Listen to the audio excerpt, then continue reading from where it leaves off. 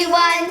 Hey Quinn, guess what? What, Cadence? Do you know what we're going to learn about today? No clue. What? Cleopatra! Awesome! Cleopatra was the queen of ancient Egypt and is still one of the most famous women the world has ever known. She was the last of the pharaohs in Egypt that were introduced by Alexander the Great. She was a Macedonian princess by descent. When Cleopatra died, Egypt became the Roman province of Aegyptus. Luckily for us, as you're going to see, this is not information about how most governments work nowadays, and you're going to see why in just a few moments. Cleopatra's full name was Cleopatra VII Philopator. She was born in Alexandria, Egypt in the year 69 BC. She was the last pharaoh of the ancient Egyptian Empire. Cleopatra reigned her kingdom for 21 years, from 51 BC until her death in 30 BC. Cleopatra came from a long line in the Ptolemaic dynasty. Cleopatra's Macedonian Greek family came to power because of Alexander the Great. Alexander the Great invaded and conquered Egypt in 332 BC. Cleopatra was one of only a small handful of Ptolemies to learn the Egyptian language. Most people in her family refused to learn Egyptian. They chose to only speak in their Greek language instead. But Cleopatra wanted to learn Egyptian so she could pretend to be the reincarnation of the ancient Egyptian goddess Isis. She thought only if she could speak the same language as the Egyptian goddess, then the people would really believe that she was really Isis. She ruled Egypt with her father, Ptolemy the 12th Oletes. Later, during her reign, she also ruled with her brothers. Cleopatra had to follow the traditional way of life back then. She had to marry her brother, Ptolemy the 14th. Marry her brother? Ew. After many years and struggles, she became the absolute ruler and pharaoh of Egypt. Cleopatra also had a relationship with Roman ruler Julius Caesar. They met in 47 BC, and 9 months later, she gave birth to a son.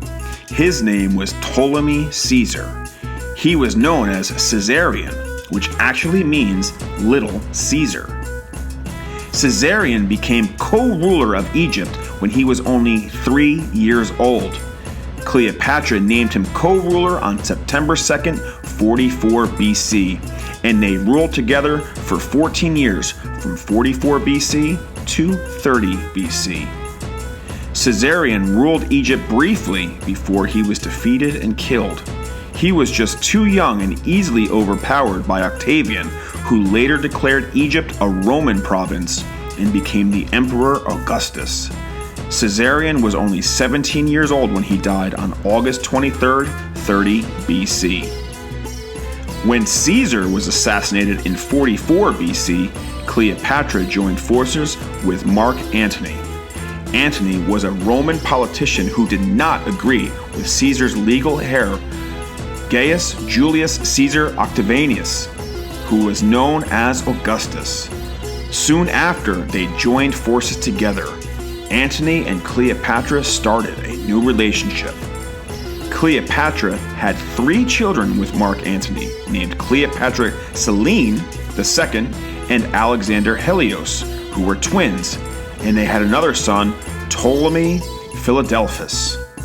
Cleopatra and Mark Antony fled to Egypt following a defeat in battle on Greece's west coast. Soon after, Antony returned to the battlefield, but in a strange twist of information, he was told Cleopatra had died while he was out fighting. Grief-stricken with the news, Mark Antony committed suicide. But Cleopatra was actually still alive. The news Mark Antony had heard was false. However, when she found out about his death, it is said that she then killed herself by holding a poisonous asp snake to her body, and it killed her with its venom. Wow. Harsh. Cleopatra was well known for her incredible beauty. And one common, well-told story about Queen Cleopatra was that she took baths in donkey milk to preserve her beauty. In fact, myth and legend says that nearly 700 donkeys were used to provide enough milk for her daily bath. Cleopatra is still popular and well known in Western culture.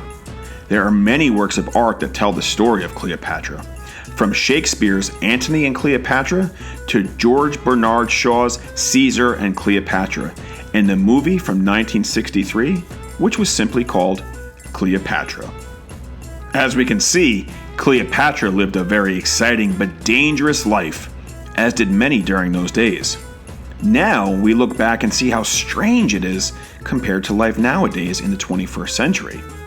But fortunately, in 2019 and beyond, most people in the world do not live life the same way it was many, many years ago. So thanks for watching and learning. Hey, did you like this video? Hey, did you learn something new?